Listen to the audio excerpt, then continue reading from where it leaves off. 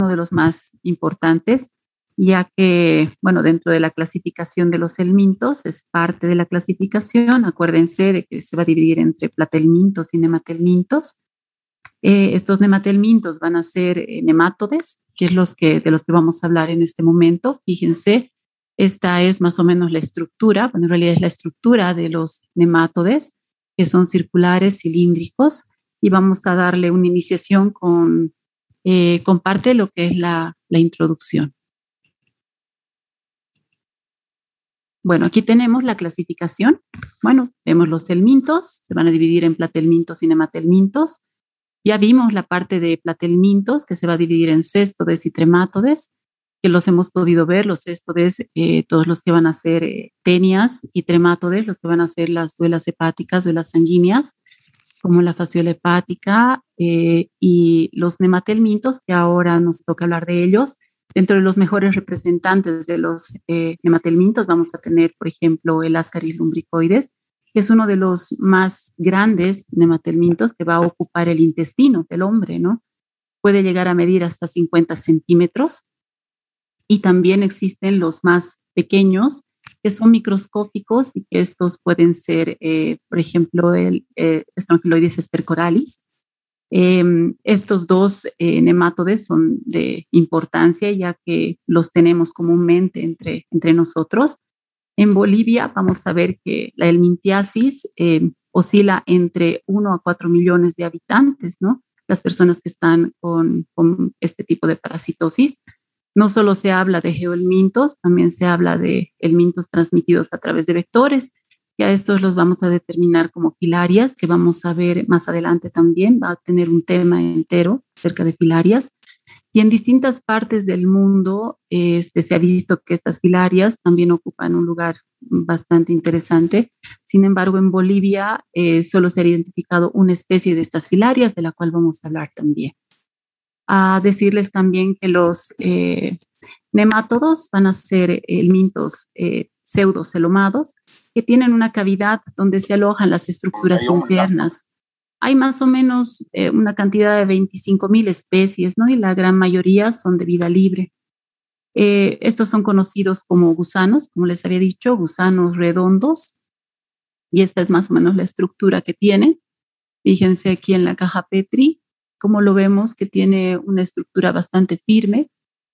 Y vamos a ver las diferencias, ¿no? Ya que son parásitos más desarrollados, comparándolos con los platelmintos, por ejemplo, porque estos gusanos tienen un tubo digestivo completo, a diferencia de como no teníamos, digamos, un aparato digestivo totalmente desarrollado en lo que iba a ser, por ejemplo, la fasciola. Tiene dimorfismo sexual, significa que existen tanto machos como hembras, que también en esto tienen mayor desarrollo. Y dentro de su estructura vamos a encontrar que en su morfología tienen bocas, que algunos de ellos tienen trilabios, tienen placas, algunos dientes y otros lancetas, ¿no? Que les sirven para fijarse y también para alimentarse. Vemos en la parte, en la figura de abajo, donde vemos las distintas etapas, como son los huevos, con sus diferentes características. Y vemos que también vamos a tener las formas jóvenes, que las vamos a determinar como microfilarias, y vamos a tener también los estadios adultos, ¿no? Como los vemos aquí, que prácticamente van a ser tanto hembra como macho. Generalmente estos gusanos van a estar cubiertos de una película que es muy resistente, llamada cutícula, que les va a ayudar a prácticamente soportar todas las secreciones intestinales, ¿no? Que se encuentran dentro del organismo. Vamos a ver más adelante. Dentro de los nemátodos, vamos a ver que estos pueden vivir en medios tanto acuáticos, terrestres.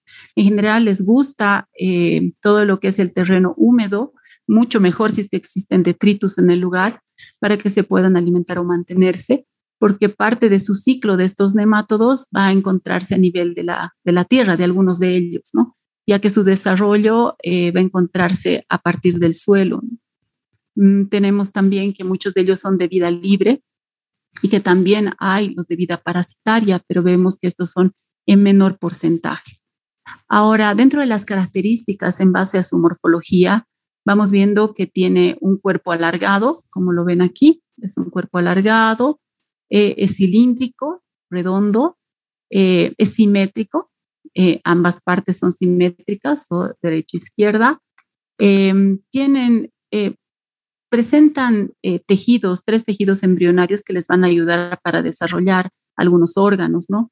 Tienen ectodermo, mesodermo y endodermo. Entonces, a partir de estas capas también vamos a tener el desarrollo del sistema digestivo, nervioso, reproductor y muscular de estos parásitos.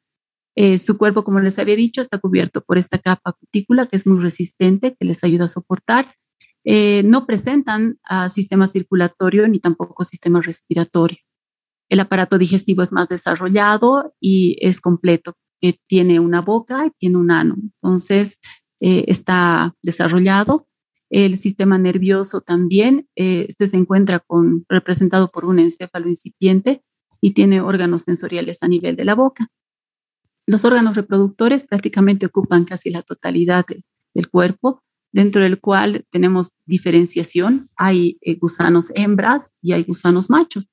Entonces, estos dos van a poder copular y poder ovoponer por medio de la hembra, ¿no? Y el músculo, que prácticamente les ayuda a tener una motilidad, la cual no deja que el intestino con el peristaltismo los pueda eliminar. Bien, vamos viendo dentro de los nemátodos de importancia médica. Vamos a tener, por ejemplo, los intestinales y los extraintestinales. Los extraintestinales pueden ser hemotisulares o tisulares, ¿no? Los intestinales, que vamos a revisar dentro de lo que es la parasitosis, vamos a tener los enterobios, que son denominados como xiuru o verme intestinal, Trichuris trichiura, que lo denominamos también como tricocéfalo, que en algún momento lo hemos visto en algún video que hemos mostrado al inicio. Ascaris lumbricoides, que es lombriz gigante, porque es en realidad la más grande que se encuentra en el intestino, ¿no? Los ancilostomidios, que es el necator americano, y ancilostomas duodenales, que antes se denominaba como uncinarias, pero en muchos de los libros que he revisado están determinados como ancilostomidios, ¿no? Strongyloides estercoralis, que es la lombriz pequeña, que las hemos diferenciado como la más grande, Ascaris lumbricoides, la más pequeña, Strongyloides estercoralis. Sin embargo, vamos a ver que dentro de los nemátodos también hay más grandes que Ascaris lumbricoides, obviamente que no son intestinales, y también más pequeños que Strongyloides estercoralis. También tenemos Trichinella spiralis, que tiene una fase larvaria parasitaria en tejido muscular, y los hemotisulares, que habíamos hablado de las filarias, dentro de las cuales tenemos Bucheretia brancophti, tenemos Onchocerca volvus, Manzanella osardi.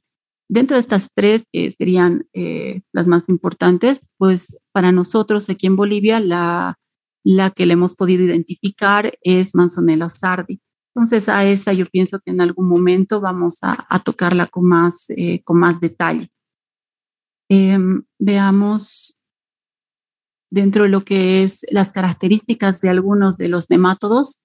Vamos a ver Enterobius, Trichuris y Ascaris, que se transmiten por medio de ingestión de huevecillos. En otros, la forma infestante son las larvas, ¿no? Y una parte muy importante es el grupo de los geohelmintos. ¿Por qué se llaman geohelmintos? Porque parte de su desarrollo o parte de su ciclo va a estar dado a nivel del piso, de la tierra. ¿Cómo se da esto, no? A partir de que uno elimina los huevos. Estos huevos tienen que llegar al suelo para poder terminar de desarrollarse, porque los huevos que eliminamos no están embrionados, ¿no? Y llegan a formarse y realmente a tomar la forma el momento que están en el piso, ¿no? Bien, entonces de estos geohelmintos vamos a hablar bastante y vamos a ver las diferencias también que tienen cada una de ellas. Tenemos 2 tipos de larvas en estos tipos de geohelmintos, las larvas primeras, las segundas, y las que son infectantes, ¿no? Estas larvas infectantes que van a ser las filiriformes, que estas sí pueden ingresar ya sea por vía oral o por vía transcutánea al organismo humano. Bien, veamos. Vamos a hacer una comparación de tamaños y hablando del margen de lo que, de características de estos parásitos. Por ejemplo, tenemos los Ascaris lumbricoides, que si ven el puntero, aquí tenemos el macho, que aquí en esta literatura la determina como 15 a 20 centímetros aproximadamente, una media. Vean la estructura, el Ascaris lumbricoides macho es más pequeño que el Ascaris lumbricoides hembra. El Ascaris lumbricoides hembra tiene 30 a 40 centímetros y prácticamente vemos diferencias en cuanto a la forma que tiene uno de los extremos del macho, ¿no? Que es prácticamente como un pigtail o está un poco doblada la punta, ¿no? Entonces la vemos y vemos la diferencia. Casi en todos estos parásitos vamos a tener que la hembra es más grande que el macho.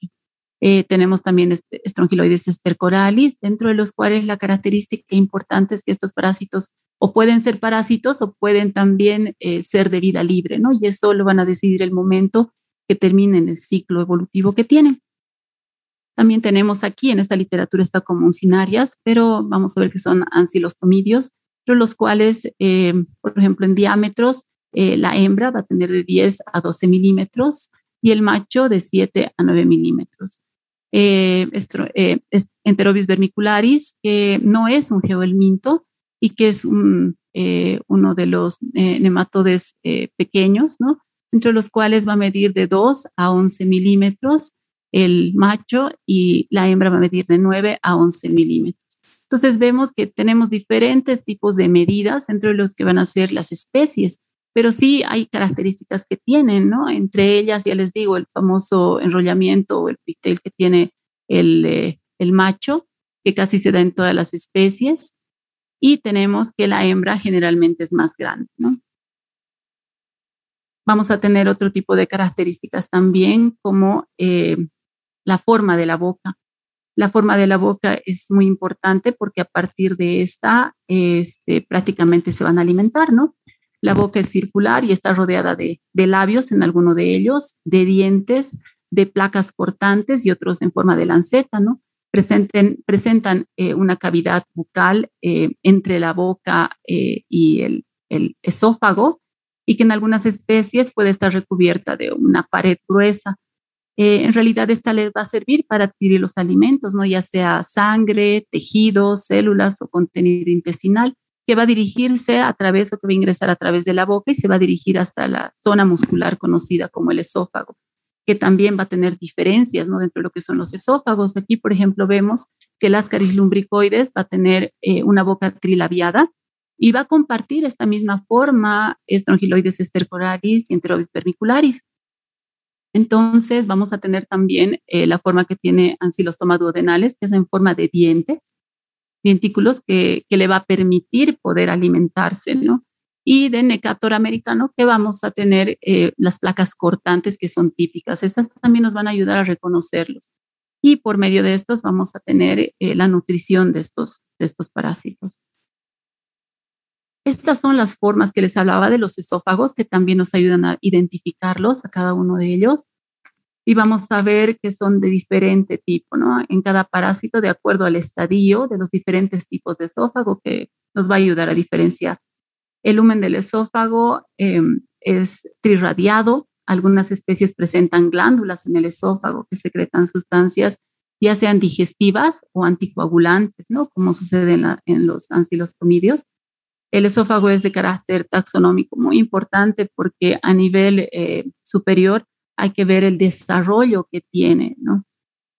Por ejemplo, el esófago especializado de Trichuris, que es bastante importante en la porción anterior, presenta una pared delgada y luego se convierte en un tubo muscular rodeado de una columna de células glandulares.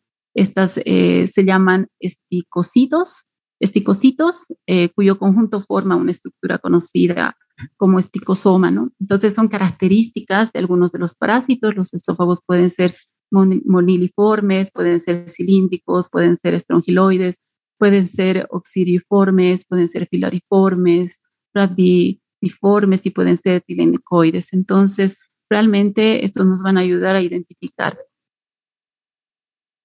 En cuanto a los huevos, son características bastante interesantes que tienen los huevos, ya que, ya que estos van a compartir características, por ejemplo, el hecho de que tienen dos capas. Estas dos capas, la externa va a ser albuginea, o sea, proteica, y la interna va a ser lipídica. Y algunos de ellos, como el caso de Ascaris lumbricoides, que tiene una capa más, que es externa, que es mamelonada, como ven aquí, tiene mamelones alrededor, y es una característica típica de Ascaris lumbricoides. Igual los tamaños, ¿no? Oscilan entre casi la mayoría de los que estamos viendo en este cuadro, de 45 a 75, aquí entre 50 micrómetros, aquí es 70 micrómetros, 50 a 60 micrómetros, o sea que tendríamos una media aproximada de 50 micrómetros y todos entrarían dentro de lo que es ese parámetro. Ahora, con respecto a las capas, por ejemplo, la diferencia que tenemos en los ancilostomidios como Ancylostoma duodenalis y Necator americano es qué es lo que se encuentra o cuántas células se encuentran dentro del huevo, ¿no? O sea, por ejemplo, tenemos menos células en Ancylostoma duodenalis. Estas células blastoméricas van de 4 a 6 y dentro de lo que es el interior del huevo del Necator americano, las células blastoméricas van a ser más de 6, entonces son en mayor cantidad, que esta puede ser una diferenciación. Ahora, aquí habla de una cámara de aire. Esta cámara de aire es la que se encuentra en medio de la capa externa con la interna. Y esta cámara de aire hace que exista una translucidad a través de estas capas, ¿no? Entonces, por eso se ve como translúcido, como ven aquí en la figura. Y aquí tenemos el ejemplo de lo que va a ser Enterobius vermicularis. Y aquí tenemos un huevo que es convexo a este nivel y es plano a este otro nivel. Entonces vemos que también se encuentra una larva, porque aquí vemos una forma de larva dentro del huevo. Entonces vamos a ver que este huevo está larvado. También otros huevos que podemos encontrar de este tipo de parásito que van a ser solo embrionados, ¿no? Ahora, ¿cuál va a ser la transmisión de estas enteroparasitosis por nemátodos? Pueden ser o geohelminthiasis, que va a ser a través de la tierra por contaminación fecal, por contaminación del medio ambiente o por posterior contacto con el suelo y alimentos contaminados. Y también podemos tener las enterobiasis, que van a ser por contaminación intradomiciliaria. Por ejemplo, Enterobius vermicularis realmente lo que hace es contaminarse en lugares que están hacinados por contacto con el polvo doméstico o por autoinfección. ¿Cuáles van a ser los ciclos de los nemátodos? En general, tienen alta especificidad de especie, ¿no? Por ejemplo, en todos los tipos, excepto en Trichinella. Casi todos los nemátodos tienen un ciclo monoxeno, donde casi el único hospedador es el ser humano. Excepto en las filarias. Las filarias son nemátodos que hacen un ciclo heteroxeno, son transmitidos por vectores, van a ser prácticamente algunos de ellos cumplen incluso algunos de sus ciclos a nivel de los vectores, no se multiplican, pero sí pueden cambiar. Trichinella spiralis, que es un nemátodo que produce triquinosis, es una zoonosis que en muchos países, por ejemplo Argentina, es muy importante ya que la tienen como endémica, donde el ser humano se comporta como hospedador accidental. Y Strongyloides estercoralis, ¿no? Que es un nemátodo que además del ciclo parasitario, también algo muy característico de este parásito es el ciclo de vida libre que tiene, ¿no? Bien, dentro de las acciones patógenas, estas solo son algunas de las acciones patógenas que pueden compartir algunos de los parásitos nemátodes. Entonces, por ejemplo, la acción proinflamatoria que se produce a través de la lesión de los tejidos, ¿no? del hospedador, la acción tóxica por sustancias que van a dañar el organismo. Prácticamente repetir lo que ya ustedes ya han visto en las teóricas anteriores. La acción exfoliatriz, que va a ser la disminución de nutrientes, y esta parte es muy importante en los nemátodos. ¿Por qué? Porque esta disminución de nutrientes no solo va a disminuir el apetito, sino también que va a disminuir los nutrientes en el organismo. Y depende mucho si estas personas van a ser adultos o niños, porque los extremos de la vida siempre van a ser los más lábiles, ¿no? Y en todo caso, en los niños, por ejemplo, esta disminución de los nutrientes van a causar una disminución en el desarrollo y el crecimiento de los niños. En el empeoramiento del estado físico, también van a tener problemas en el área cognitiva, van a producir menor rendimiento escolar, van a tener baja productividad escolar, ausentismo al colegio, perdón. Y los adultos van a tener disminución del estado físico, van a estar cansados, van a disminuir también su productividad. Y lo más importante, ¿no? En las mujeres, sobre todo en las mujeres embarazadas, hay que tomar mucha importancia en esta parte porque no van a poder tener un buen desarrollo del producto dentro, ¿no? ¿Por qué? Porque estos niños generalmente nacen con bajo peso, realmente tienen muchos problemas a posteriori. Entonces hay que tener mucho cuidado, sobre todo con los ancilostomidios, que son la primera causa de anemia en mujeres embarazadas en estos lugares endémicos, ¿no? Y cuando hay anemia crónica, prácticamente se produce un daño irreversible en el desarrollo tanto mental como cognitivo, ¿no? Del producto y obviamente también en otro de los sectores que son los adolescentes, que ustedes ven adolescentes, por ejemplo, de baja estatura y se pueden dar cuenta que ha tenido mucho que ver en estos lugares donde son endémicos, que el parásito ha tenido su relevancia, ¿no? En estas personas. Los síntomas que se presentan en general en los nemátodos vienen asintomáticos la gran mayoría y dependiendo cuánta cantidad de parásitos se encuentran en ellos, en los hospedadores, pues van a empezar a presentar algunos signos y síntomas, entre ellos hiporexia. La hiporexia es la disminución del apetito, el dolor abdominal, que es inespecífico y de forma difusa, vómitos, en algunos diarrea y sobre todo la mala absorción de nutrientes por el daño intestinal que ocasionan muchos de estos parásitos. Una infestación causa síntomas también pulmonares, intestinales y hepatobiliares, dependiendo cuál sea el daño al transcurso de la migración que tengan estos parásitos, porque vamos a ver que tienen diferentes ciclos dentro de los cuales van a pasar por los pulmones, van a pasar incluso por el corazón y van a pasar por el hígado. Entonces, en estos lugares pueden causar algunas dificultades y problemas. También tenemos la respuesta inmunitaria. Esta respuesta inmunitaria se puede dar a partir del TH1 y el TH2, ¿no? Que son responsables, el TH1 de la inmunidad celular y el TH2 que es responsable de la respuesta por anticuerpos. Pero de estas, una de las más importantes para los helmintos va a ser el TH2 porque ellos tienen la capacidad de modular la respuesta inmunitaria. Entonces, ¿qué va a hacer con el TH2? Va a permitir sobrevivir atenuando la respuesta inflamatoria. Pero ¿qué pasa si ellos van a poder modular esto? Entonces van a causar dificultades incluso para la susceptibilidad a otras infecciones. Entonces el hospedador queda como un poco débil ante esta situación, ¿no? Y se puede contaminar con cualquier otra enfermedad. En esta parte entran mucho en cuanto a las interleucinas, entra mucho interferón gamma, y la verdad, pues vamos a ir tratando todas estas cosas posteriormente, pero sí hay que tomar en cuenta que, por ejemplo, la ivermectina como antiparasitario, pues nos ayuda en el hecho de que transforma este TH2 en TH1 y nos ayuda mucho para complementar esta inmunidad, ¿no? Entonces, esta respuesta va a variar y va a mejorar nuestra inmunidad. Aquí tenemos un cuadro de los nemátodos que prácticamente tienen algunas características similares, ¿no? Por ejemplo, Ascaris lumbricoides, que su forma infestante van a ser los huevos, la vía de entrada va a ser la boca, el hábitat va a ser el yeyuno como preferencia y el diagnóstico se va a dar en los huevos, mejor dicho, en las heces, la localización de los huevos.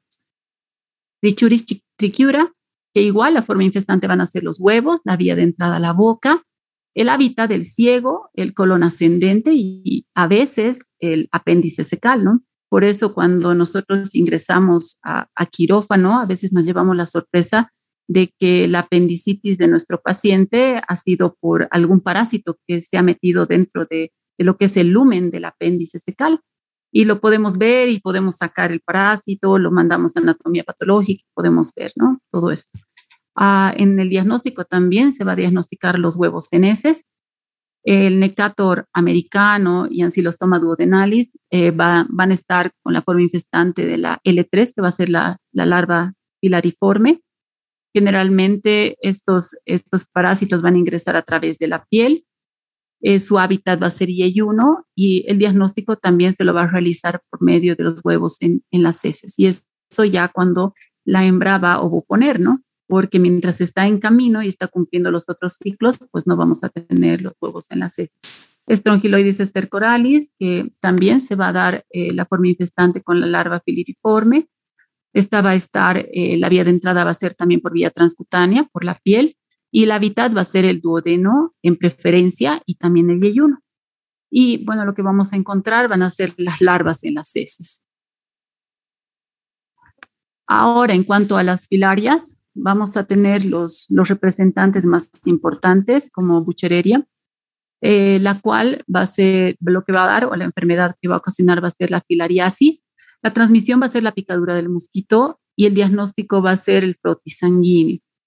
Vamos a ver cuál es la metodología o en realidad cómo es la transmisión de esta Buchereria más adelante, ¿no? Porque en realidad tiene sus características, no es solo la picadura del mosquito, sino tiene características como para causar la infestación.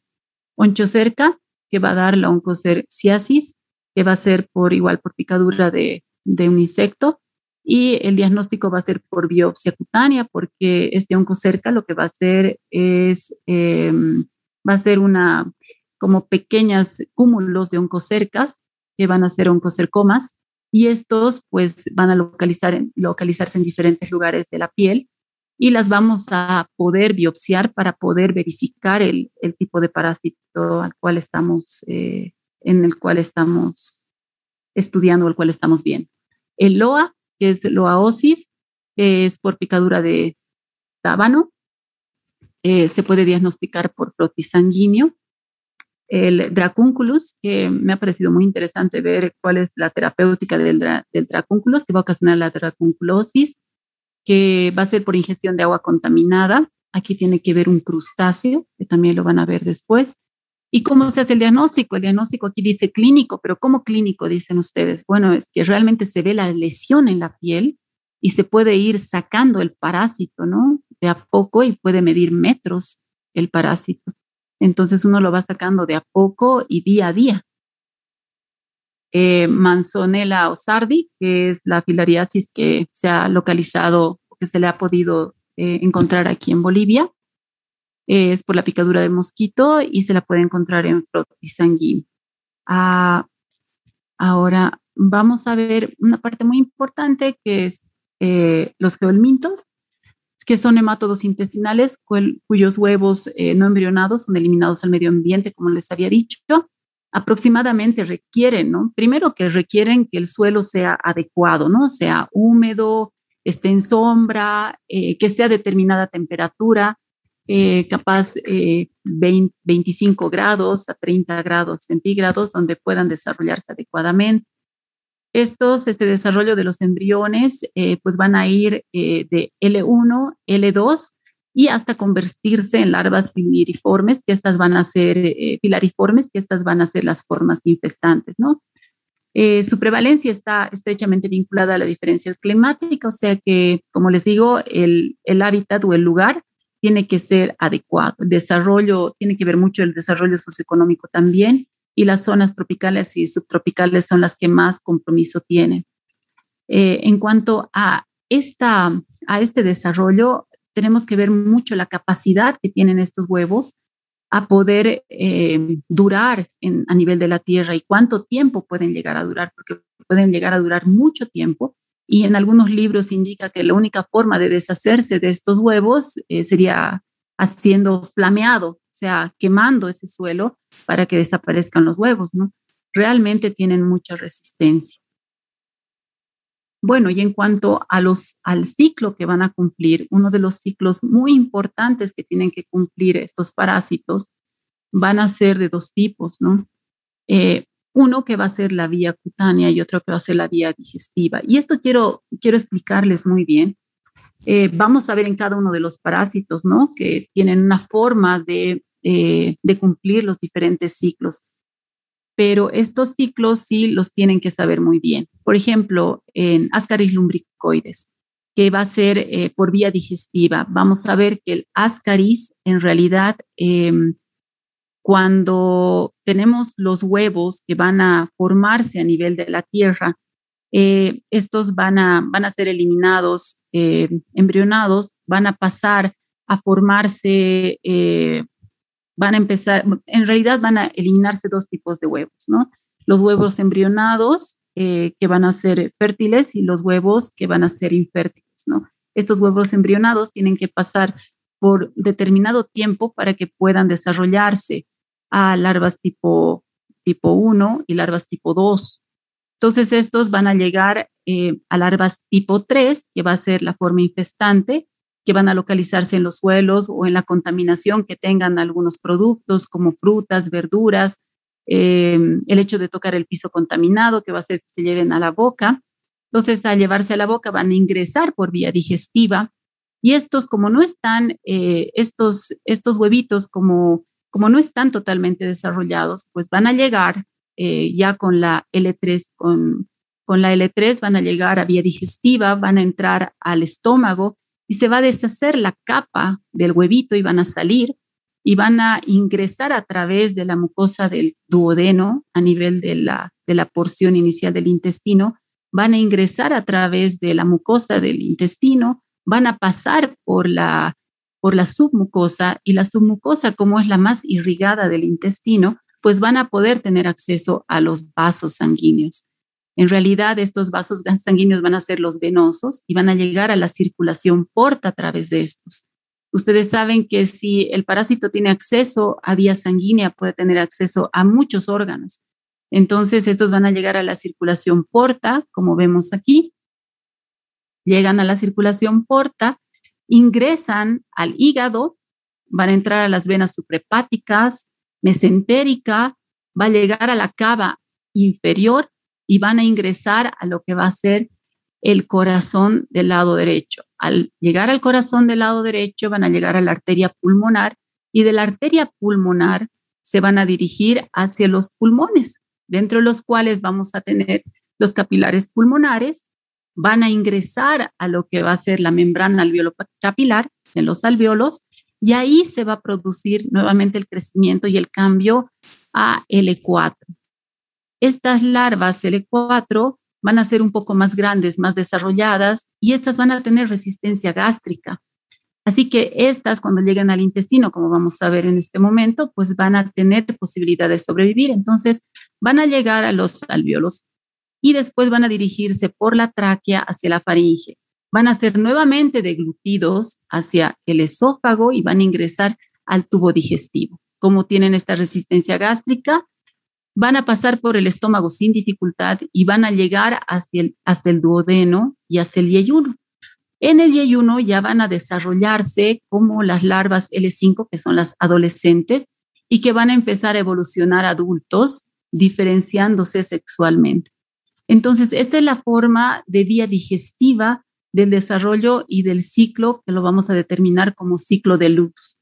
Desde el momento que ingresa el parásito a través de la mucosa del intestino, hasta el momento donde llega al lugar de hábitat para desarrollarse y tener la diferencia sexual, va a determinarse como ciclo de luz. Ahora, el otro ciclo de luz que cumplen los ancilostomidios y Strongyloides estercoralis, que va a ser por vía cutánea, estos parásitos van a ingresar a través de la piel, generalmente a través de los pies, a través de los sintétricos de los pies, y van a llegar a lo que son los capilares venosos. Ingresan a los capilares venosos, van a llegar a las vénulas, y por medio de estas vénulas van a tener acceso a la vena cava superior. Llegando a la vena cava superior, nuevamente vamos a poder tener acceso al corazón derecho, a la arteria pulmonar. Van a llegar de la arteria pulmonar a los pulmones, a los capilares pulmonares, y en los alveolas nuevamente van a tener la diferenciación y van a llegar a evolucionar a L4, los cuales van a dirigirse a través de la tráquea faringe, van a deglutirse y van a ingresar nuevamente al estómago. Con la misma capacidad que tiene de resistencia gástrica, van a llegar al lugar de hábitat del yeyuno y ahí van a desarrollarse en hembras y machos para poder copular y poder poner los huevos y definitivamente poder mantener su ciclo con la eliminación de estos huevos. Bien, entonces dentro de este ciclo de luz, del recorrido de las larvas migratorias, ¿cuáles son los parásitos que van a realizar este ciclo de luz? Vamos a tener que el Ascaris lumbricoides va a ser un ciclo de luz hepato, cardio, neumoentérico, acuérdense porque entra al hígado por medio de las venas, del sistema porta, por las suprahepáticas, va a llegar al corazón, va a llegar al pulmón y posteriormente va a localizarse, terminarse de desarrollar en el intestino delgado. Ahora tenemos ancilostoma duodenales, necator americano y estrongeloides espercoralis que van a pasar por un ciclo de luz que es hemocardio neumoentérico. ¿Por qué? Porque vamos a ver que va a pasar por los capilares, va a entrar al sistema venoso, va a llegar al corazón, va a llegar al pulmón y va a llegar al intestino. De acuerdo al lugar donde se localicen y dependiendo a la cantidad de parásitos, también van a ocasionar problemas en diferentes lugares, considerando que van a pasar por todos estos órganos importantes. Este sería el ciclo de luz. Ahora vamos a hablar acerca de la profilaxis, sobre todo en los geohelmintos, ¿no? ¿Cuáles van a ser las profilaxis? Primero, evitar el defecar al aire libre, atender a las poblaciones vulnerables con el hecho de hacer letrinas, poder darles prácticamente un lugar donde defecar, que no exista el fecalismo, no abonar las huertas con excremento humano, porque están en algunos lugares acostumbrados a utilizar esa agua que está contaminada para riego o abono incluso de las plantas, adecuada eliminación de excretas en lugares adecuados, el riguroso lavado de manos, donde en general las manos son el lugar donde se puede mantener la infección y prácticamente transmitirla, beber agua segura, acceso de agua potable. No es solamente importante el hecho de tener agua, sino que esta agua sea segura, el correcto lavado de frutas y verduras y el uso de calzados, ¿no? Porque a través de los pies, acuérdense, que algunos de estos tipos de geohelmintos, nemátodos, pues van a ingresar a través de los pies. Entonces tenemos que los nemátodos, uno de cada 3 personas está infectada. Estos son parámetros de la OMS, que cerca de 46 millones de niños entre 1 a 14 años están en riesgo de infectarse con estos parásitos por las medidas, sobre todo de higiene y mucho más el grado de pobreza, ¿no? Porque vemos que es un indicador de pobreza. Los niños infectados tienen problemas nutricionales y físicos que los van a claudicar y las mujeres en edad reproductiva y embarazadas infectadas tienen riesgo de anemia, lo que implica resultados adversos tanto para la madre como para el producto, ¿no? El control se basa en general en la desparasitación periódica. Y eso es algo muy importante, ya que realmente el hecho de que nosotros podamos hacer la desparasitación masiva, pues nos daría más oportunidades. Una desparasitación masiva con quimioterapia preventiva, sobre todo en poblaciones escolares, nos podría brindar el hecho de que pueda haber un mejoramiento del sistema inmune en los niños, reduce la anemia, tanto en niños como en mujeres embarazadas, evita que exista falta de crecimiento en los adolescentes, va a disminuir la cantidad de niños que nacen con bajo peso, va a mejorar el desarrollo infantil y educar en cuanto al aspecto de higiene, dotar de agua potable, alcantarillado, saneamiento ambiental y sobre todo la distribución de estos antiparasitarios que lo ponen como un punto muy relevante dentro de lo que son las normas y prácticamente los protocolos como para que esta vacunación, que esta desparasitación se pueda dar junto con la vacunación y que pueda realizarte también por lo menos 2 veces al año, que sería la indicación. La UNICEF, junto con el Fondo de Naciones Unidas, califica como inaceptable que el 40% de los niños vivan en situación de pobreza en América Latina y en Caribe.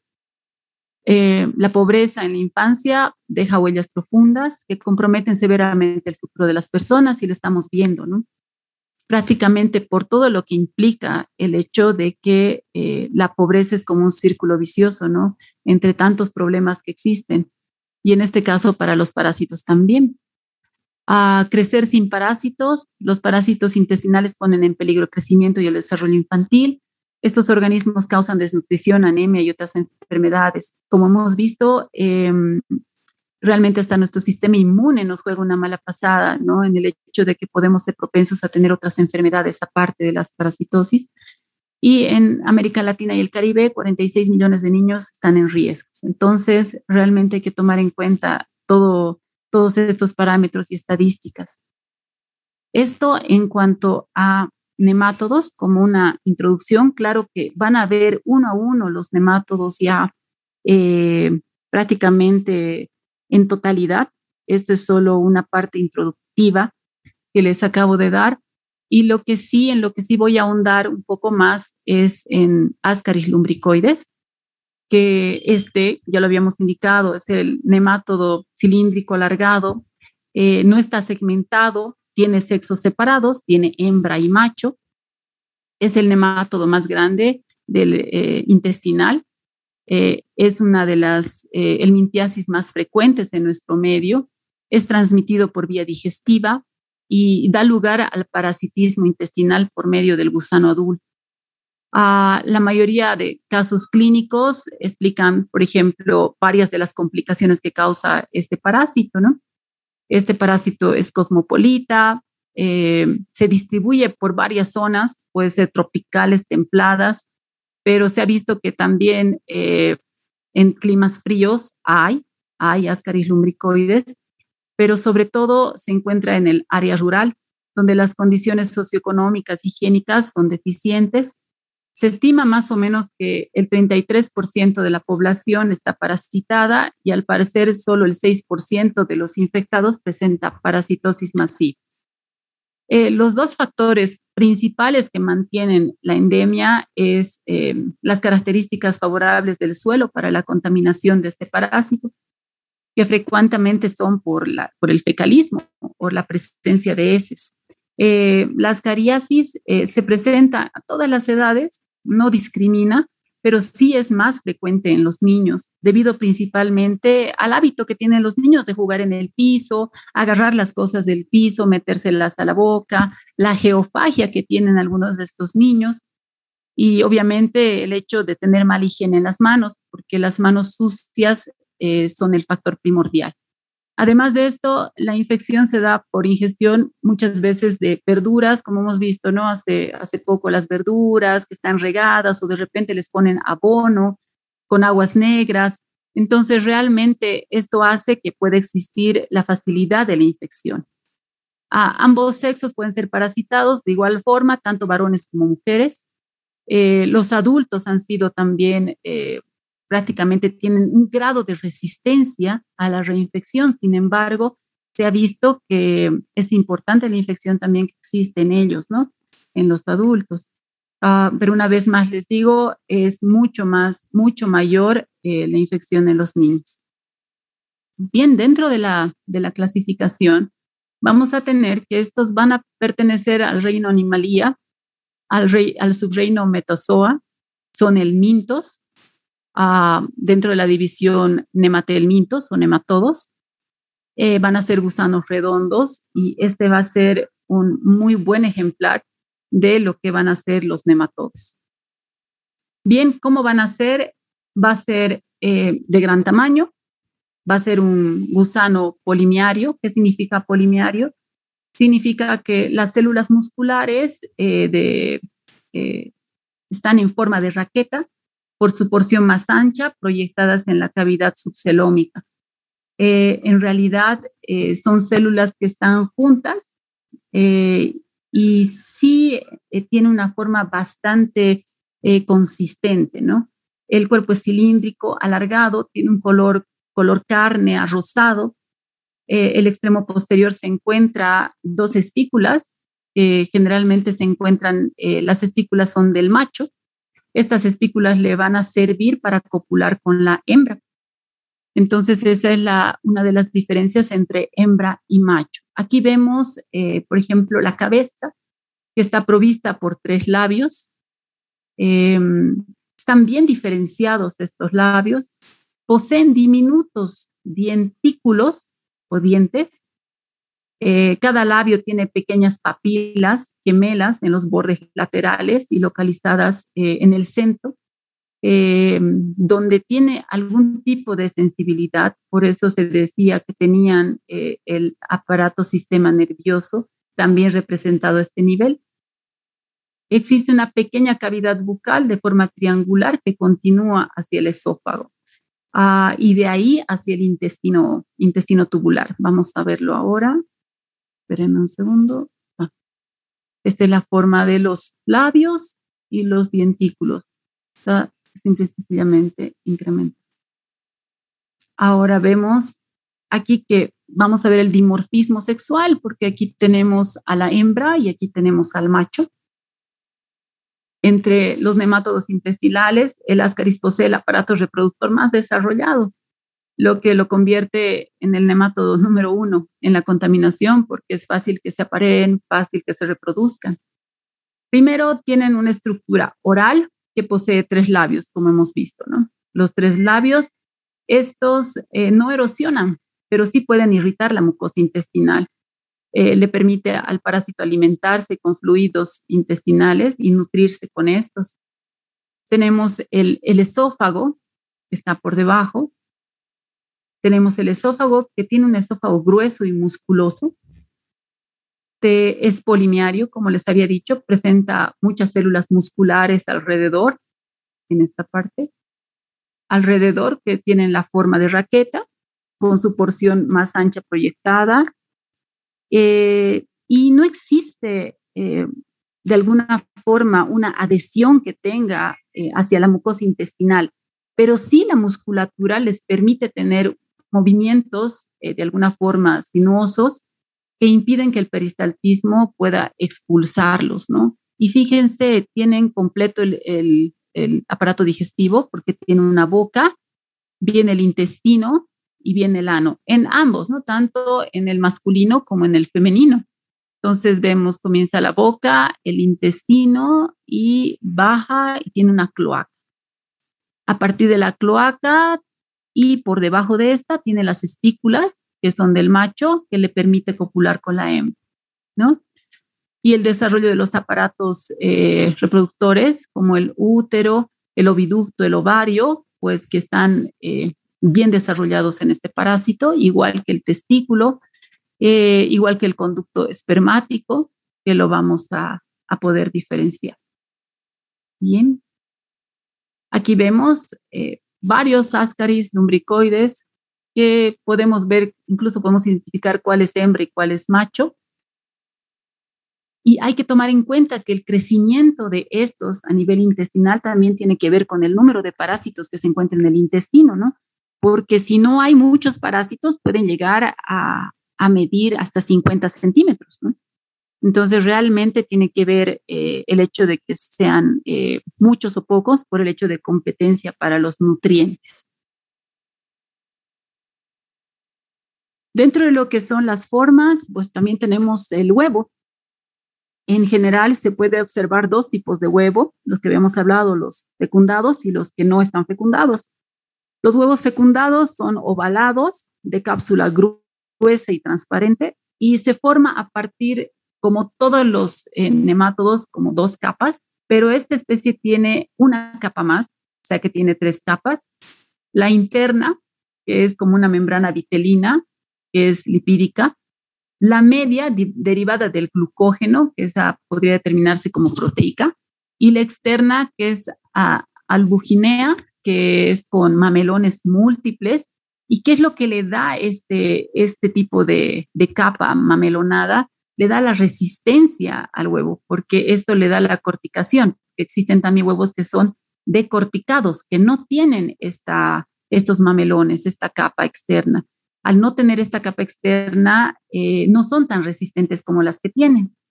En el interior van a fijarse, presenta una masa amorfa, perdón un minuto,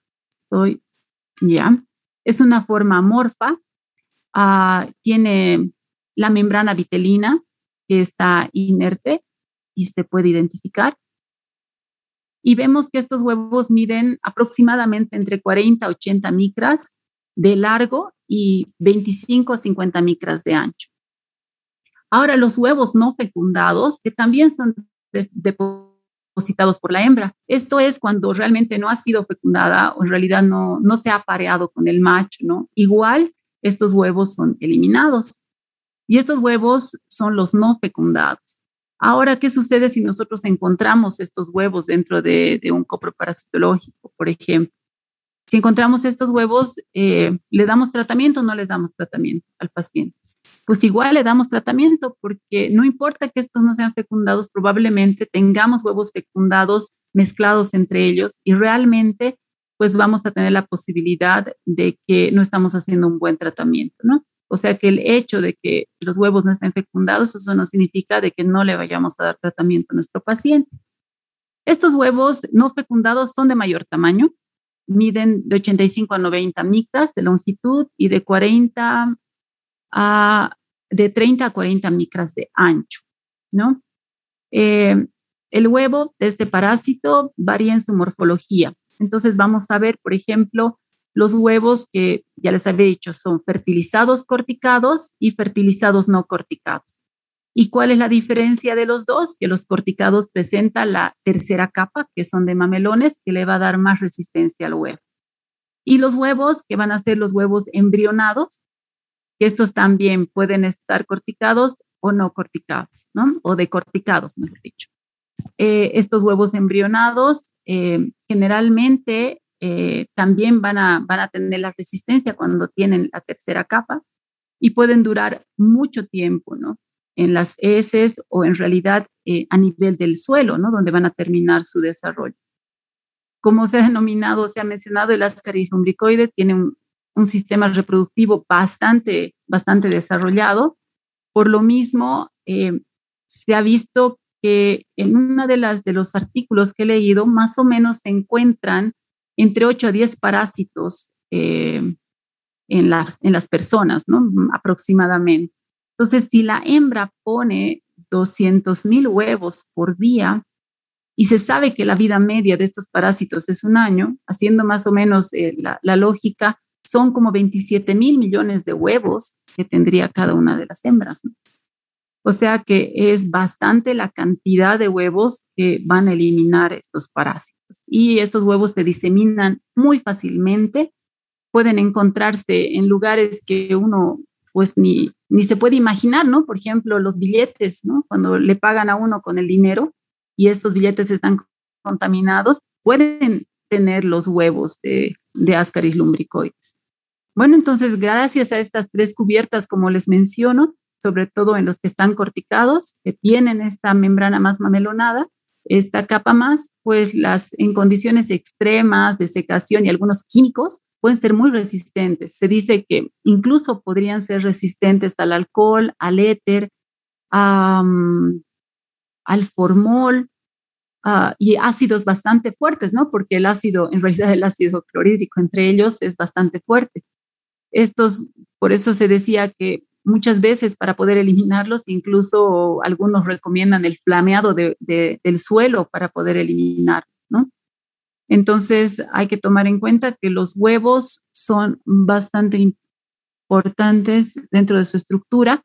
Aquí vamos a ver, por ejemplo, estos huevos que van a ser los fecundados, entre los cuales tenemos el embrión dentro, que es el cúmulo de células que vamos a ver.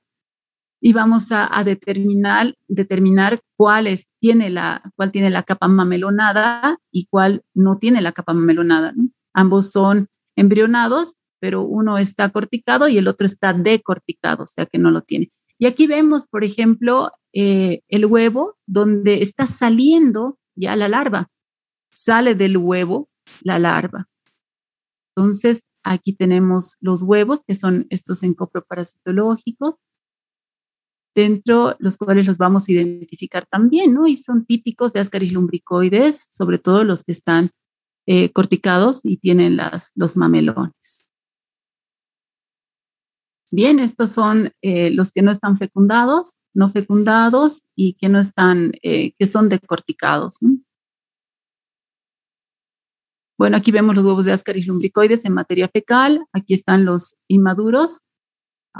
Estos se ven en coproparasitológicos, donde vemos la capa, los mamelones. Aquí vemos cómo están las células dentro, las células ovulares. Y aquí vemos, por ejemplo, las que se encuentran, estas generalmente se encuentran en materia fecal, ¿no? Y las que se encuentran desarrollando a nivel del suelo, la tierra, que ya están maduros, que son los larvados, que igual, ¿no? Tienen las capas, tienen también aquí los mamelones que los hacen resistentes, pero aquí ya tenemos ya la larva. Bueno, y aquí tenemos el ciclo. Este ciclo es muy importante y lo tenemos que tomar muy en cuenta. Vamos a comenzar por los huevos depositados a nivel del suelo. ¿De acuerdo? Estos huevos a temperaturas más o menos una media de 25 grados va a sufrir una división blastomérica, desarrollando el embrión que tenemos aquí. Vamos a ir de alguna forma desarrollando el embrión y vamos a llegar al primero, que va a ser el rhabdoide 1, que es el L1. Luego vamos a seguir a la segunda, que va a ser el rhabdoide tipo 2. Aquí vemos el rhabdoide tipo 1, el rhabdoide tipo 2. Miren, aquí una aclaración que les voy a hacer. Las heces fecales, en las heces fecales pueden haber huevos que sean no fértiles y huevos que sean fértiles. De este huevo fértil, si tenemos un ambiente adecuado con 25 grados aproximadamente, porque se dice 22 a 35 grados, el huevo va a tener una división blastomérica, la cual va a desarrollar el embrión. Entonces va a transformarse en una larva móvil que va a definirse como una larva rhabdoide tipo 1. Luego el siguiente estadio, que va a ser la larva rhabdoide tipo 2. Y finalmente vamos a tener la larva rhabdoide tipo 3, que esta va a ser la que va a infectar o la infestante para el hombre por medio de los vegetales crudos, la lechuga que esté mal lavada, incluso las moscas, cucarachas que pueden actuar como vectores mecánicos, o el contacto con las manos con la tierra contaminada, que va a contaminarse con los huevos, la falta de higiene, va a hacer que estos lleguen a la boca. Llegan a la boca y van a ser ingeridos por el hombre. Alcanzan a través de esta capa mamelonada que es resistente, que va a soportar todos los líquidos, incluyendo el ácido clorhídrico, los líquidos duodenales, va a alcanzar el intestino del hombre. Entonces, al alcanzar el duodeno, por medio de estos jugos duodenales, va a abrirse esta capa del huevo y va a salir la larva. Sale la larva, que más o menos va a medir entre 200 a 300 micras, va a perforar la membrana y en realidad va a penetrar por la pared intestinal. Va a llegar a la submucosa y a través de la llegada a la submucosa va a ingresar a los vasos sanguíneos. Una vez más, el lugar más irrigado del intestino es la submucosa y es donde más vasos hay. Entonces va a ingresar a los vasos venosos, va a poder tener acceso a la circulación portal. Esto va a ser más o menos, va a alcanzar entre las 24 horas hacia la vía porta, va a llegar al hígado, donde va a permanecer de 3 a 5 días en alguna literatura. Aumenta el tamaño hasta alcanzar 900 micras de longitud y llega a migrar por las venas suprahepáticas, va a llegar a las suprahepáticas, va a pasar a través de estas para llegar hasta la aurícula y el ventrículo del lado derecho. Llegamos siempre al corazón derecho, llega a las arterias pulmonares, va a atravesar la membrana alveolo-capilar y ahí en los alveolos es donde va a mudar y se va a transformar en el cuarto estadio, o sea, larva tipo 4. Esta larva llega a medir 1.5 centímetros aproximadamente, va a ascender a través de la tráquea, bueno, primero los bronquios, bronquiolos, bronquios, la tráquea y posteriormente es nuevamente deglutida. Va a pasar por el esófago, va a llegar al estómago y finalmente llega al intestino delgado donde se va a convertir ya en una larva tipo 5 o estadio 5 que se desarrolla para alcanzar la madurez. Aproximadamente dura 50 días después de la infección y se produce posteriormente la fecundación 10 días más tarde, donde ya se puede encontrar los huevos en materia fecal.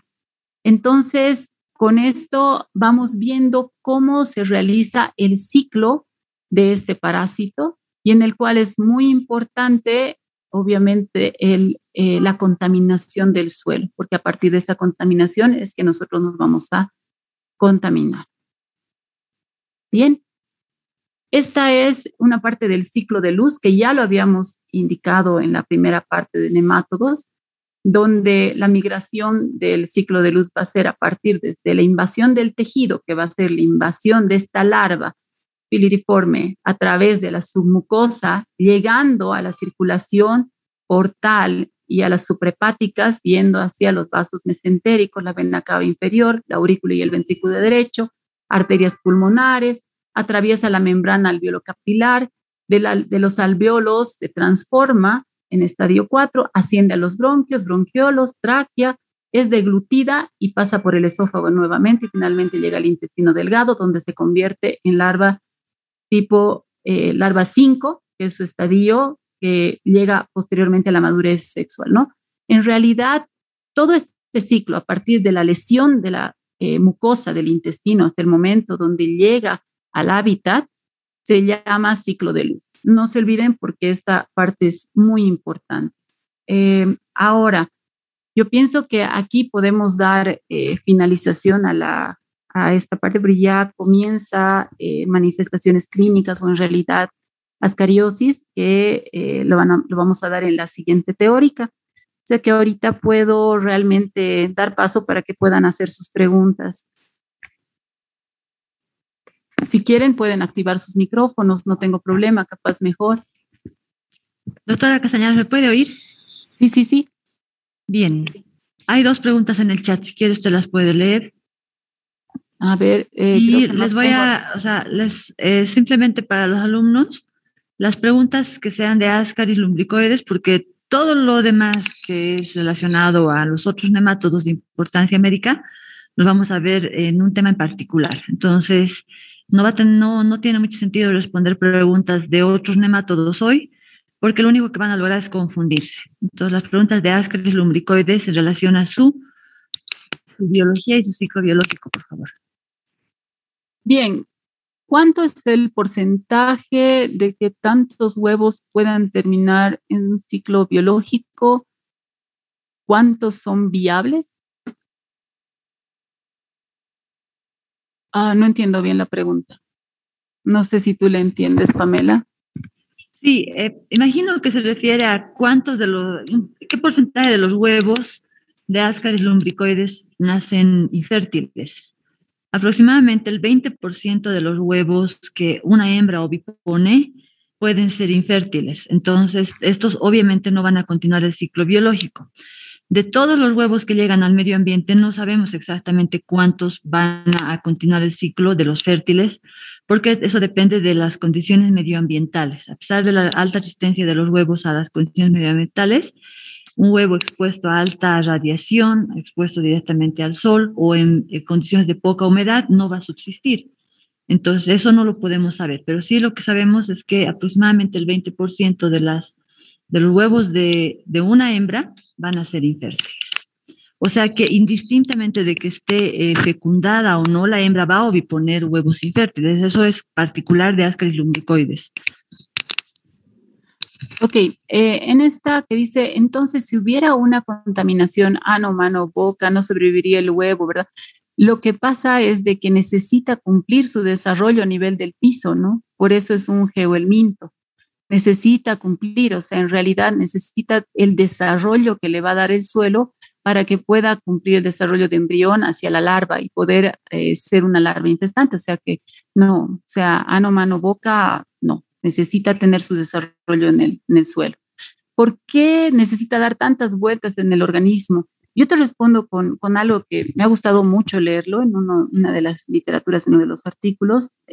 Menciona de que En el intestino delgado, esta larva libre en el intestino, pues carece de la capacidad de resistir el ambiente, ¿no? Donde ha sido liberada en realidad. Por lo tanto, necesita migrar atravesando las barreras intestinales y tiene que continuar por vasos sanguíneos hasta cumplir un desarrollo, ¿no? Mientras no tenga este desarrollo y no sufra las mudas o eclisis que les llaman al desarrollo que tenga esta larva, para dar lugar a la L4 y a la L5, pues esta pequeña larva, si no cumple con todo este desarrollo y todo este camino por todos los órganos que que acabamos de mencionar, pues no va a sobrevivir. Necesita desarrollarse por medio de todo ese camino que tiene que seguir, ¿no? Existen algunas posibilidades de una reproducción asexual en Ascaris lumbricoides. En realidad tendría que estar los huevos fecundados, ¿no? Tanto macho como hembra. Entonces, yo en ninguna parte he leído de que exista una reproducción asexual, ¿no? En realidad, por eso son nemátodos que tienen dimorfismo sexual, tanto machos como hembras. Los huevos pueden morir con el alcohol. En realidad depende si son decorticados o son corticados, porque si tienen la corticación de los mamelones, pueden soportar el alcohol, ¿no? Y muchos elementos más, como el éter, por ejemplo. Entonces, el hecho de que ustedes desinfecten con alcohol sus billetes no les da la seguridad que se puedan contaminar, chicos. ¿Cuál sería su periodo prepatente? El periodo prepatente se daría a partir, no estoy muy segura de eso. Pamela, ¿me puedes ayudar en eso, por favor? El periodo prepatente, había leído. Es el tiempo que va a transcurrir desde que la persona se infecta hasta que empieza a oviponer la hembra. Aproximadamente 60 días. Es el tiempo que va a tardar el parásito en migrar por su ciclo hemotisular, llegar al hábitat, madurar, alcanzar la madurez sexual, que exista la cópula, la fecundación y empiece a oviponer, ¿no? Entonces, durante esos aproximadamente 60, obviamente esto es relativo, ¿no? 60 días no van a haber huevos en las heces. Sí, ese es el periodo prepatente, pero el periodo de incubación, no hablamos de periodo de incubación en esta parasitosis porque vamos a ver en la siguiente clase que muchos casos pueden ser asintomáticos principalmente al principio de la infección. Bien.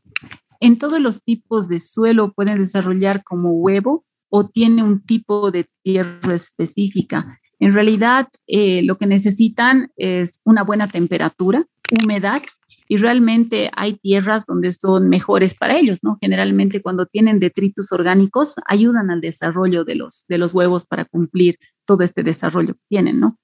¿Cuánto tiempo una hembra puede estar sola? Es decir, si no fertiliza, igual sobrevive. Sí, o sea, sigue su vida, pero si no tiene el macho que la va a copular, pues en realidad sigue ovoponiendo, pero estos huevos van a ser no fértiles, ¿no? Como los que estábamos viendo. Entonces, no tiene mucho que ver con la vida de ella. Bien, creo que hasta ahí son las preguntas. ¿Alguien más tiene otra pregunta? ¿En qué zonas se desarrolla mejor los huevos dependiendo de la tierra? Pues una vez más, o sea, en los lugares donde exista humedad, exista sombra, generalmente las temperaturas, por eso dice que es una parasitosis donde prefiere los lugares templados, ¿no? Porque es de 22 grados a 35 grados aproximadamente, una media de 25 grados, donde el suelo, ya les digo, tenga algo de detritus orgánicos, donde pueda ser realmente un mejor desarrollo y puedan adquirir de alguna forma los nutrientes también. Me refiero si son más endémicos en el altiplano, son más en zonas cálidas o templadas. La justamente por la temperatura tropical. Exacto. Es una parasitosis tropical y está en zonas tropicales, subtropicales, está en las tierras bajas y por lo tanto donde pueda la temperatura ambiental alcanzar una temperatura por encima de los 24 grados centígrados, aunque a 22 también han encontrado huevos viables en el medio ambiente. Y una situación muy importante es la humedad, porque pueden haber suelos muy digamos, tierras muy calientes, las tierras desérticas, por ejemplo, pero donde no hay humedad no desarrolla el parásito, ¿no? En nuestro país es endémico, vamos a hablar también la siguiente semana, en toda la parte tropical y subtropical y la parte llano y Amazonía. Bien, la otra pregunta, doctora, entonces la larva 3 se encontraría en el interior de los huevos, sí. Al desarrollarse, sí. Acuérdense que cuando se elimina por las heces, todavía no es larva 3. O sea, tiene que pasar determinado tiempo en el suelo para que se transforme en L1, L2 y en L3. Y la L3 sí todavía está dentro del huevo. Por eso cuando ingresa al organismo, pues recién a nivel del duodeno puede desprenderse de la capa del huevo, sale del huevo y puede ingresar a través de la mucosa, ¿no? Del intestino. El Ascaris lumbricoides también controla el TH2. En general, la mayoría de los nemátodos van a poder controlar este TH2, ¿no? En realidad lo modulan, no controlan, modulan el TH2 para que vaya a favor de ellos. Entonces, pues sí, controla o modula en realidad. ¿Alguna otra pregunta más? Bien, creo que con eso concluimos. Les agradezco mucho la atención. Gracias, Pamela, por... Mónica, hay una pregunta, dice, doctora, ¿qué es TH1 y TH2? Ok. En TH, bueno, en realidad son parte de lo que es la inmunidad del hombre, ¿no? El TH1 se refiere a la inmunidad celular y el TH2 se refiere a la inmunidad inmunidad antigénica, ¿no? Tanto antígenos, anticuerpos, pero en realidad el que va a ser más importante va a ser el TH2, porque estos van a tener implicancia dentro de lo que va a ser los parásitos, ya que el TH2 va a poder ser modulado por los parásitos. Ahora, dándote una explicación un poquito más fina, podemos comenzar, por ejemplo, con las células TCD4, bueno, que van a secretar citoquinas. Estas células en realidad van a dividirse en dos tipos, la T1, la T2, y cada una con sus diferentes interleuquinas, ¿no? Por ejemplo, la T1 va a producir interleuquina 2, va a producir factor de necrosis tumoral, y las cuales activan los macrófagos. Pero la T2, a diferencia de esta T1, lo que hace más bien es inactivar a los macrófagos. Entonces, el parásito va a jugar, prácticamente va a modular con esta T2, porque va a ayudar a que inactive a los macrófagos y así de alguna forma causar que exista una disminución dentro de la inmunidad, ¿no? Mediada por estos parásitos. Bueno, bien, esa sería mi respuesta. Un poquito sobre la respuesta inmunitaria. En realidad, cuando hablamos de respuesta TH1, TH2, hablamos de un tipo de respuesta inmunitaria. Ustedes saben que ustedes lo han visto en la segunda o tercera clase de que hemos dado, que es de inmunología, que la respuesta inmune frente a los antígenos, recuerden, los parásitos son los antígenos, requieren una serie de factores y estos factores tienen que coordinar perfectamente y los que coordinan son las células. Y existen varios tipos de células que actúan en las diferentes fases de la respuesta inmunitaria, ¿no? Entonces, los linfocitos T, de ahí viene la respuesta, la denominación de T helper, ahí viene la denominación de TH, T helper, son las que median la respuesta TH1 o la respuesta TH2, y hay otros THs, hay incluso la respuesta TH17, que es la que responde frente a algunas bacterias y frente a algunos hongos, ¿no? Entonces, usted me preguntan, ¿qué es la respuesta TH? La respuesta mediada por los linfocitos T helper, ¿no? Y dentro de la respuesta TH, la respuesta TH2 es la que actúa principalmente frente al mintos, ¿no? Entonces, y estos linfocitos van a estimular una serie de respuestas, principalmente mediada por interleuquinas, para poder eliminar al antígeno, ¿no? Entonces, esa es la respuesta TH, Entonces, lo que ustedes tienen que saber es que la respuesta TH2 es la que responde frente a los helmintos y particularmente frente a Ascaris lumbricoides. Bien. Muchas gracias, doctora Castañares. Gracias a los estudiantes. Nos vemos en la siguiente clase. Hasta luego, chicos. Muchas gracias por la atención. Gracias, doctora. Hasta luego, doctora. Gracias, doctora. Hasta luego. Doctora. Gracias, doctora.